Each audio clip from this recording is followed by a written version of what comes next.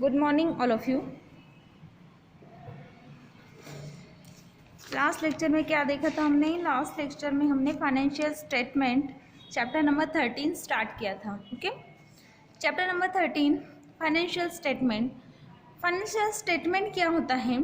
तो balance sheet और profit और लॉस अकाउंट दोनों को मिला के जो शीट हम प्रिपेयर करते हैं उसे बोलते हैं financial statement. Okay, financial statement के एडवांटेजेस हमने देखे थे। Management, creditors, share holders, employees को फाइनेंशियल स्टेटमेंट के क्या क्या एडवांटेजेस होते हैं। देन लिमिटेशंस क्या होते हैं फाइनेंशियल स्टेटमेंट के, ये भी हमने देखे थे। लाइक अगर कोई जो ट्रांजेक्शन्स है वो मनी के फॉर्म में नहीं हुए, लाइक कोई किसी ने कोई प्रोडक्ट लिया है तो उसके बदले में प्रोडक्ट ही दिया है, ऐसे जो ट्रांजेक्शन्स होते हैं वो फाइनेंशियल स्टेटमेंट में हम इंक्लूड नहीं कर सकते, उनको रिकॉर्ड नहीं कर सकते।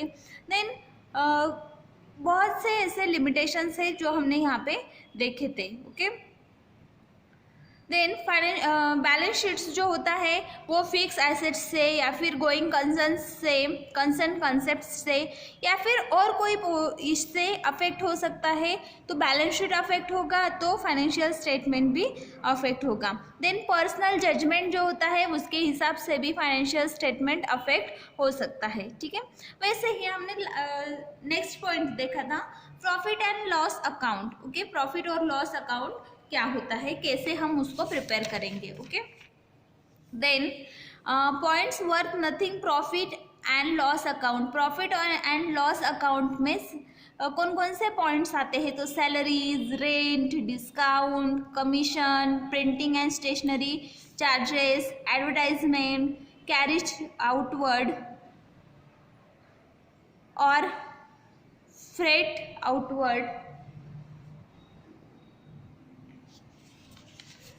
Then bad debts, repairs, drawings, income tax, loss or gain on assets sold, loss by fire and thieves. These are the points which are included in the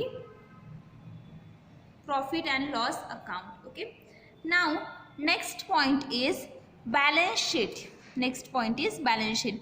balance sheet क्या होता है? Balance sheet is a statement of account prepared for the purpose of ascertaining the exact financial position of the business on the last date of the financial year under the review. Okay, balance sheet क्या होता है? तो हमारे business की position क्या है, financial position क्या है, ये हमें पता करने के लिए बैलेंस शीट होता है। तो बैलेंस शीट में last date of financial year, like suppose हमारा जो ईयर है वो 31 दिसंबर को ख़त्म हो रहा है, जो भी अकाउंटिंग ईयर होगा, अकाउंटिंग ईयर मोस्टली 31 मार्च को ख़त्म होता है। तो सपोज 31 मार्च को जो अकाउंटिंग ईयर है वो ख़त्म हो रहा है, तो उस दिन जो फाइनेंशियल ईयर है उस दिन हम रिव्यू लेंगे, तो उसके हिसाब से बैलेंस शीट जो होता है उसमें जितनी भी एंट्रीज होगी उसके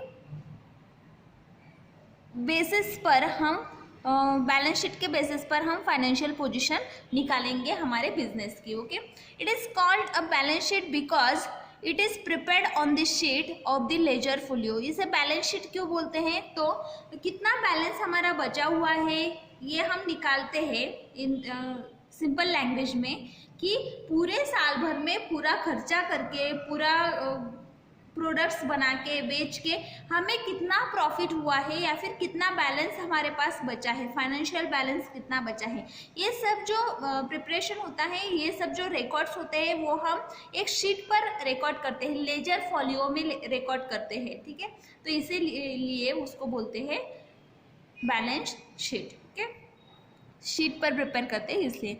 while the assets are recorded on the credit side, the liabilities are shown on the debit side. Okay, जो एसेट्स होते हैं उनको हम क्रेडिट साइड में लिखते हैं और जो लायबिलिटीज होती है उसे हम डेबिट साइड में लिखते हैं और उसे बोलते हैं balance sheet. Okay, use of the balance sheet. Balance sheet का यूज क्या होता है? It's provide information as to the total amount of money involved in running the business enterprise.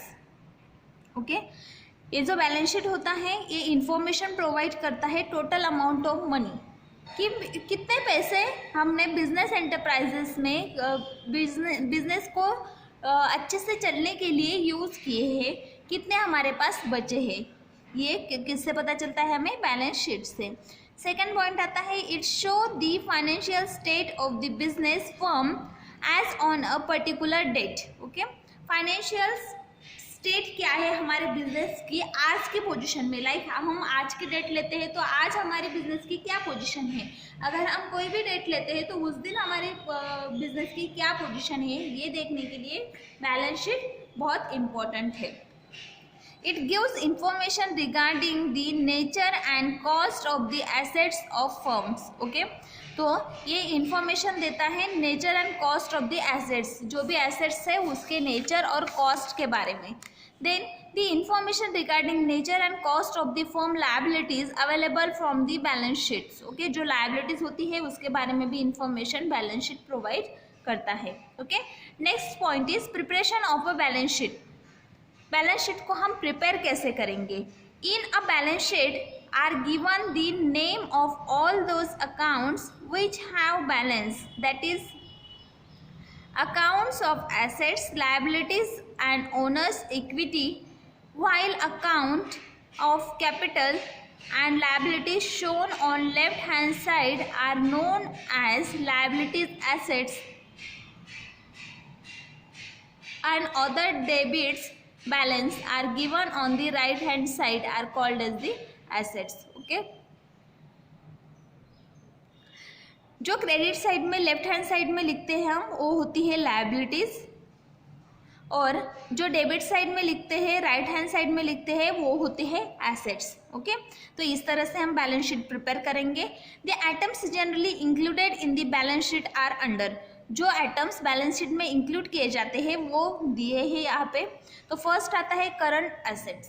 First point is current assets. Okay, current assets are those which are either in the form of cash or be easily converted into the cash within a year. Example, cash at bank, bills, stocks, prepaid expenses, debtors, short term securities etc. Okay, तो current assets क्या होते हैं? तो जो भी assets होते हैं वो in the form of cash होते हैं, कैश के फॉर्म में अगर हम देते हैं, या फिर वो बिल के फॉर्म में है लेकिन एक साल के अंदर वो कैश के फॉर्म में हमारे पास सबमिट होने वाले हैं। तो ऐसे जो भी ट्रांजैक्शंस होते हैं उसे हम बोलते हैं current assets.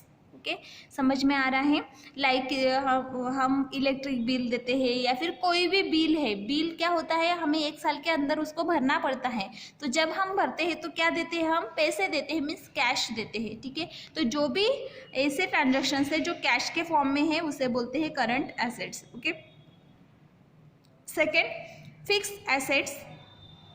Assets held on a long term basis in the business such as land, machinery, buildings, furniture are called as the fixed assets. Okay, जो भी assets होते हैं जो लॉन्ग टर्म बेसिस पर होते हैं, लाइक कोई बिजनेस है, बिजनेस हम एक साल के लिए तो नहीं चलाएंगे, सालों साल वो बिजनेस चलने वाला है। देन लैंड है, सपोज हमने कोई ज़मीन खरीदी की है तो वो हम एक दिन में या फिर एक साल में तो बेच नहीं देंगे, वो भी सालों साल चलने वाली है। ठीक है, मशीनरीज होती हैं, बिल्डिंग्स होते हैं, फर्नीचर्स होते हैं, तो जो लॉन्ग टर्म बेसिस पर होते हैं ऐसे जो एसेट्स होते हैं उसे बोलते हैं fix assets. Okay, then next आता है current liabilities. Next point is current liabilities. Okay, current liabilities क्या होती है? Liabilities expected to be clear within a year are called as a current liabilities.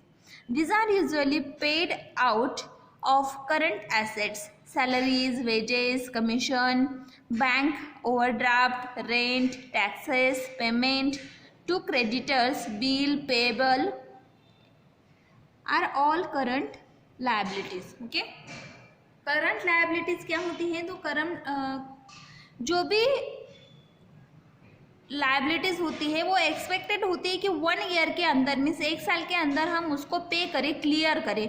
अगर कोई बिल आया है तो 1 साल के अंदर अगर हमने उसको भर दिया तो वो हुई हमारी करंट लायबिलिटीज़। सैलरीज जो होती है वो हम हर मंथली देते हैं या फिर ईयरली देते हैं, जो भी होगा, तो वो जो सैलरीज होगी वो आएगी करंट लायबिलिटीज़। या फिर जो भी कमीशन होगा, बैंक ओवरड्राफ्ट होगा, रेंट होगा, या फिर टैक्सेस होंगे, पेमेंट टू क्रेडिटर्स होगा, बिल्स पेमेंट होंगे, तो ये सब आती है करंट लायबिलिटीज। मीन्स जो भी एक्सपेंसेस जो करंट हुए हैं मीन्स इसी साल हुए हैं उसको बोलते हैं current liabilities.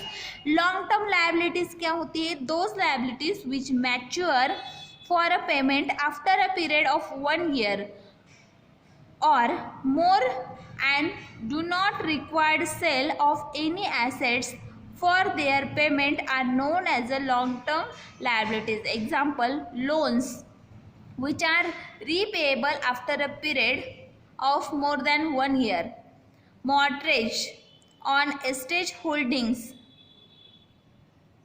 of a business etc. Okay, तो ऐसे जो पेमेंट्स होते हैं जो 1 साल के बाद हम पे नहीं कर सकते, तो इनको बोलते हैं long term liabilities. Okay, then next आता है इन्वेस्टमेंट। नेक्स्ट पॉइंट क्या है? Investment. Investment represent funds invested in government securities, share of companies etcetera. These are shown at cost price in the balance sheet if on the date of preparation of the balance sheet the market price of an investment is lower than its cost price, this fact is brought in the balance sheet by appending a suitable note. Okay, तो investment क्या है? तो represented the funds invested in government securities, like हमने कुछ government securities में companies के shares लिए हैं या फिर कहीं पे भी अगर हमने इन्वेस्टमेंट की है, ठीक है, तो उसे हम बैलेंस शीट में कैसे मेंशन करते हैं? तो बैलेंस शीट में मेंशन कैसे करते हैं? सपोज आज हम कोई कंपनी के शेयर्स ले रहे हैं, तो आज की जो उसकी प्राइस होगी, शेयर्स की जो प्राइस होगी, उसी प्राइस से हम बैलेंस शीट में उसको मेंशन करेंगे।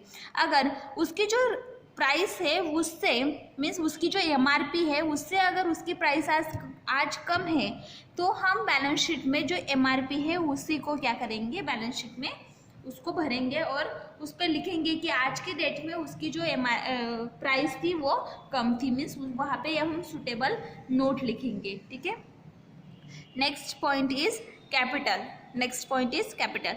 Capital is the excess of firm's assets over its liabilities.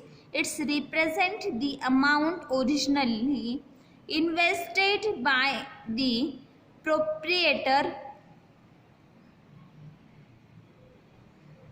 partners and is increased by profit and decreased by losses and drawings. Okay, capitals क्या होता है? तो कैपिटल्स अल्सो द लायबिलिटीज।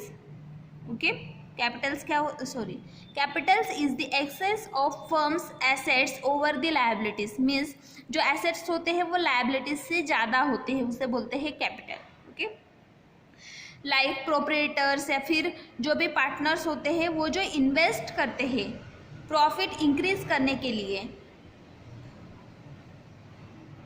उसे बोलते हैं कैपिटल। ओके, और जो कैपिटल होता है प्रॉफिट हुआ तो इंक्रीज होता है और लॉस हुआ तो डिक्रीज होता है। ठीक है, देन नेक्स्ट पॉइंट आता है drawings. Next point is drawings. Drawings are the sum of money और good withdrawn by the proprietor from the business of his personal use. Drawings by the proprietor has the effect of reduce the balance in the capital amount. Therefore, the drawings amount is closed by the transferring its balance to his capital account. Okay? Drawings क्या होती है? तो जो भी proprietor है या फिर जो भी पार्टनर्स होते हैं बिजनेस में, जो इन्वेस्टर्स होते हैं, उसने प्रोप्रिएटर्स जो है या फिर बिजनेस के जो भी मालिक है उन्होंने अगर खुद के यूज़ के लिए, पर्सनल यूज़ के लिए बिजनेस से पैसे अगर विड्रॉ किए, कुछ विड्रॉल्स किए तो उनका जो बैलेंस होगा या फिर उनका जो कैपिटल होगा बिजनेस का वो क्या हो जाएगा, रिड्यूस हो जाएगा, तो उसे बोलते हैं उसे बोलते हैं ड्रॉविंग्स। ठीक है, पर्सनल यूज़ के लिए अगर वो कोई बिजनेस से पैसे उठाते हैं तो उसे बोलते हैं drawings. Okay,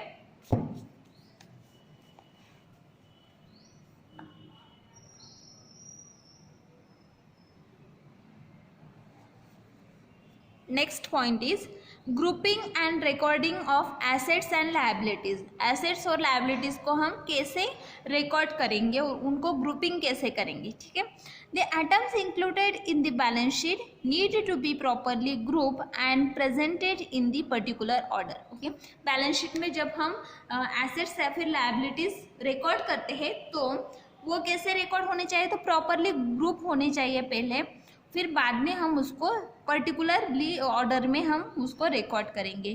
the terms groupings means putting together items of a similar nature under a common head. Okay, grouping का मतलब क्या होता है कि सिमिलर जो आइटम्स होते हैं उसको हम एक हेडिंग के अंदर, सिमिलर नेचर के जो आइटम्स है उसको एक ही हेडिंग के अंदर रिकॉर्ड करें। The assets and liabilities are then shown in the particular order.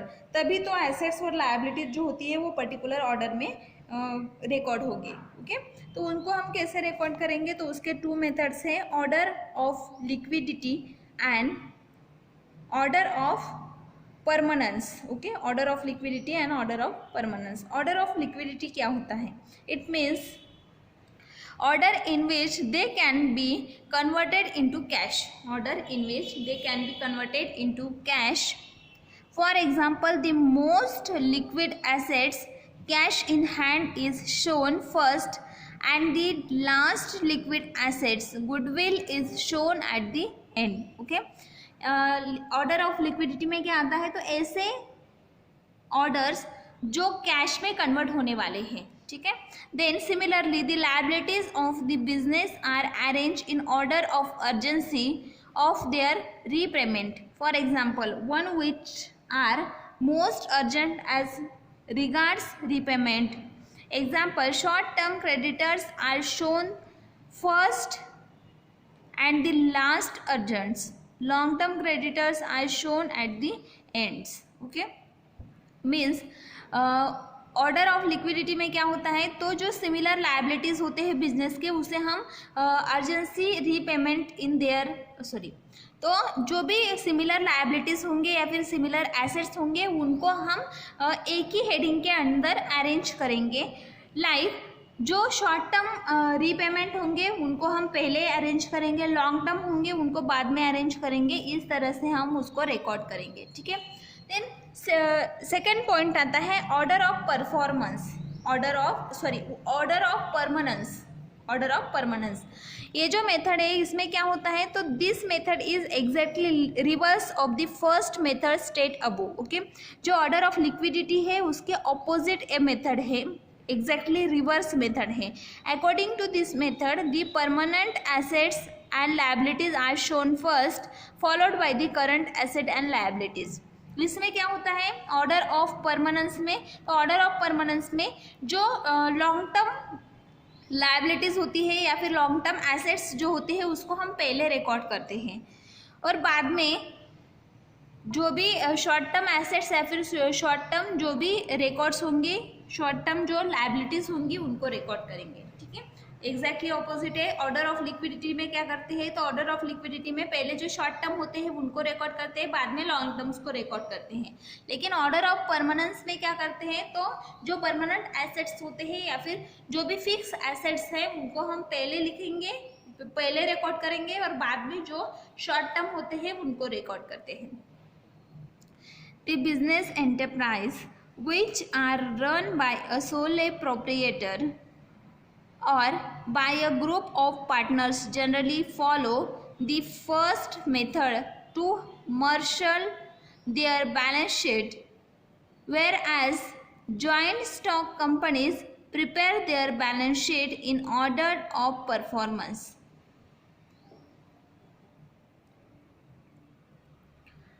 इसका एक एग्जाम्पल दिया हुआ है। ओके, तो ऑर्डर ऑफ परफॉर्मेंस में हम क्या करेंगे, तो पहले जो भी परमानेंट एसेट्स होंगे उनको पहले हम राइट डाउन करेंगे, बाद में जो शॉर्ट टर्म होंगे उनको राइट डाउन करेंगे, ठीक है।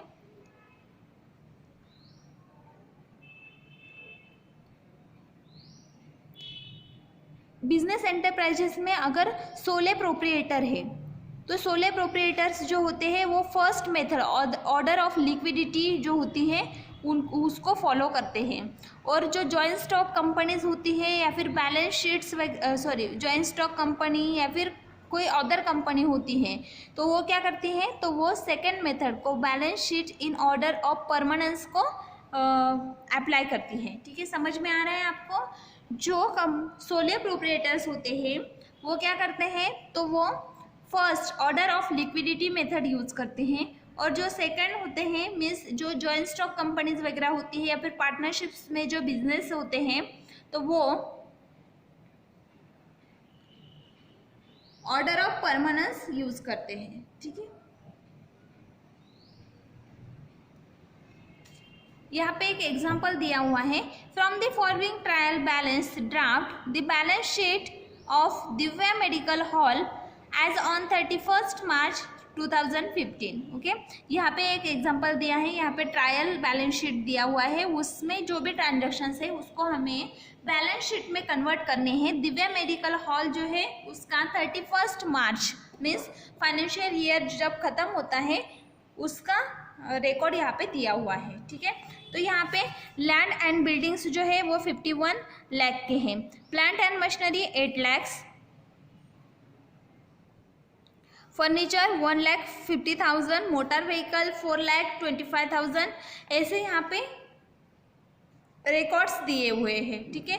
तो जो पैसे दिए गए हैं, जो पेमेंट हुए हैं वो डेबिट में हमने लिखे, और जो हमें मिले हैं तो वो हमने क्रेडिट में लिखे हैं, ठीक है। तो ये जो ट्रायल बैलेंस शीट है उससे हमें बैलेंस शीट प्रिपेयर करना है। तो बैलेंस शीट हम कैसे प्रिपेयर करेंगे, तो बैलेंस शीट में 4 कॉलम्स होते हैं, ठीक है। 2 कॉलम्स डेबिट के लिए और 2 कॉलम्स क्रेडिट के लिए, ठीक है। तो पहले जो 2 कॉलम्स है डेबिट के लिए उसमें लायबिलिटीज एंड अमाउंट आता है, ठीक है। और सेकंड जो 2 कॉलम्स है जो क्रेडिट के लिए है उसमें एसेट्स एंड अमाउंट आता है, ठीक है। तो liabilities means expenses, liabilities means क्या, एक्सपेंसेस, ठीक है।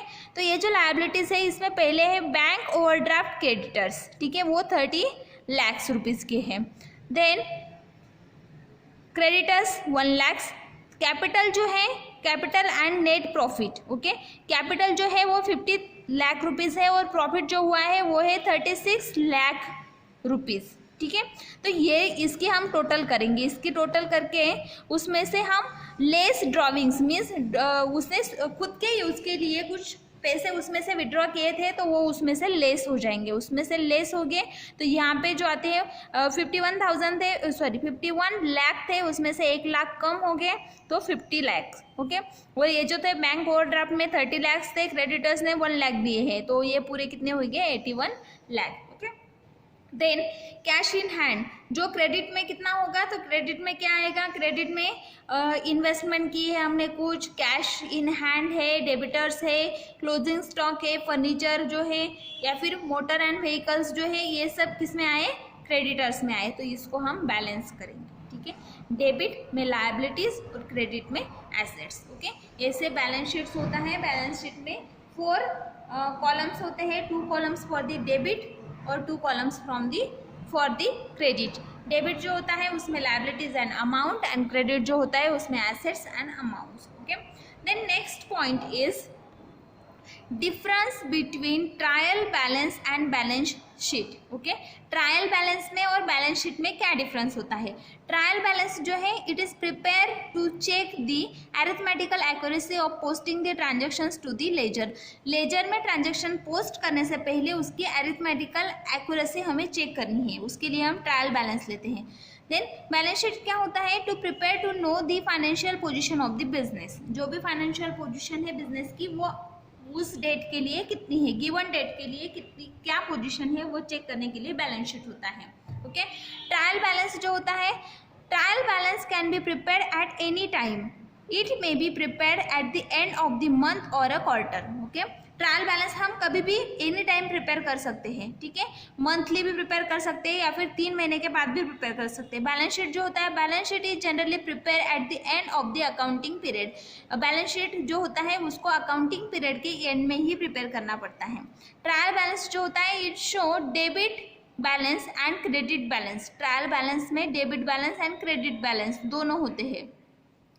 बैलेंस शीट में क्या होता है, balance sheet show the liabilities and assets. Balance sheet में लायबिलिटीज एंड एसेट्स होते हैं। Then trial balance, all type of accounts find their place in the trial balance. Trial balance में ऑल टाइप ऑफ अकाउंट के लिए space होती है। और balance sheet, in balance sheet accounts and accounts of assets, liabilities, capitals and those accounts which are in the force on a date of the balance sheet are presented। Balance sheet में क्या होता है, तो balance sheet में assets, liabilities and Capitals होते हैं और ऐसे अकाउंट्स होते हैं जो जिनको डेट दी गई है या फिर फोर्स ऑन दी डेट कि इस दिन के लिए इस अकाउंट का बैलेंस मुझे चेक करना है, तो उसी को हम बैलेंस शीट में रखेंगे, बैलेंस शीट में रिकॉर्ड करेंगे। Okay, trial balance, it is not possible to have information about net profit और net loss. Okay, trial balance से हमें नेट प्रॉफिट और नेट लॉस पता नहीं चलता, लेकिन balance sheet gives the information about profit earn and net loss incurred provided in the balance sheet. Balance sheet से हमें नेट लॉस और नेट प्रॉफिट दोनों बातें पता चलती हैं। Next, generally the opening stock appears in the trial balance and not the closing stock. Trial balance में mostly opening stock जो होता है वो अपीयर होता है और क्लोजिंग स्टॉक जो होता है उसके बारे में उसमें कोई भी रिकॉर्ड नहीं होता। लेकिन बैलेंस शीट जो होता है, only the closing stock appears on the asset side of the balance sheet. Balance sheet में सिर्फ क्लोजिंग स्टॉक होता है, ओपनिंग स्टॉक रिकॉर्ड नहीं होता। ट्रायल बैलेंस क्या होता है, trial balance is not recognized by the court. Trial balance court से रिकॉग्नाइज नहीं होता। Balance sheet is recognize by the court. Balance sheet court से रिकॉग्नाइज होता है। Trial balance, it is not essential to prepare a trial balance. Trial balance prepare करना essential नहीं है। Balance sheet, it is essential to prepare a balance sheet at the end of the accounting period. Accounting period के and में balance sheet prepare करना जरूरी है। Then trial balance, it can be prepared without making any adjustment regarding prepare expenses, incomes received in advance. Okay, it can be prepared without making any adjustment. तो trial balance जो होता है उसमें adjustment न करते हुए भी हम उसको प्रिपेयर कर सकते हैं, ठीक है। लाइक हमने कुछ एडवांस लिए हैं, कुछ एक्सपेंसेस किए हैं, कुछ इनकम्स रिसीव किए हैं, तो वो हम उसमें रिकॉर्ड कर सकते हैं विदाउट मेकिंग एडजस्टमेंट। कोई एडजस्टमेंट करने की ज़रूरत नहीं है। Balance sheet, it can not be prepare without making adjustment regarding the prepared expenses. Okay, लेकिन बैलेंस शीट में एडजस्टमेंट करनी पड़ती है कि अगर हमें कुछ एक्सपेंसेस उसमें रिकॉर्ड करने हैं, आउटस्टैंडिंग एक्सपेंसेस है, इनकम रिसीव किया है इन एडवांस में, making positions for the possible losses, जो भी पॉसिबल लॉसेस है उनको अवॉइड करने के लिए हमें बैलेंस शीट में रिकॉर्ड्स जो होते हैं वो एडजस्टमेंट करके रिकॉर्ड करने पड़ते हैं, ठीक है। Difference between the profit and loss account and balance sheet. Okay, profit loss account और बैलेंस शीट में क्या डिफरेंस है, ठीक है। प्रॉफिट लॉस अकाउंट्स जो है, in profit and loss account the nominal account is show. Profit और loss account में हम नॉमिनल अकाउंट शो करते हैं। बैलेंस शीट जो होता है उसमें personal and real account show करते हैं, ठीक है। प्रॉफिट एंड लॉस अकाउंट जो होता है, the aim of the profit and loss account is to provide the information regarding the net profit and net loss. Profit and loss account से हमें net profit और नेट लॉस पता चलता है। Balance sheet जो होता है, balance sheet is to know the financial position of the business. Balance sheet से हमें financial position of the business पता चलती है। Profit and loss account, it is a ledger account giving information about the debit and credit. Profit and loss account से हमें information of debit and credit और debit की information मिलती है। Balance sheet से it is only statement of assets and liabilities. Balance sheet से liabilities and assets के बारे में इंफॉर्मेशन मिलती है। Profit and loss account is, it is an account so the words to and by are use. Profit और loss account में हम to और बाय वर्ड्स यूज करते हैं, to for the debits and by for the credits. It is this statement and the words to and by are not use. Balance sheet जो होता है ये एक स्टेटमेंट है, तो इसमें टू और बाय यूज करने की जरूरत नहीं है।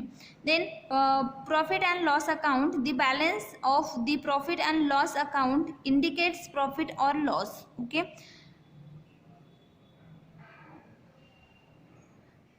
प्रॉफिट और लॉस अकाउंट जो है उसमें balance of the profit and loss account indicate किया जाता है। देन जो बैलेंस शीट होता है, the total on both sides of the balance sheet is always the same. Balance sheet की बोथ साइड की जो टोटल होती है वो ऑलवेज सेम होती है। Profit and loss account, the account show the profit और loss made by the business as on a fix date.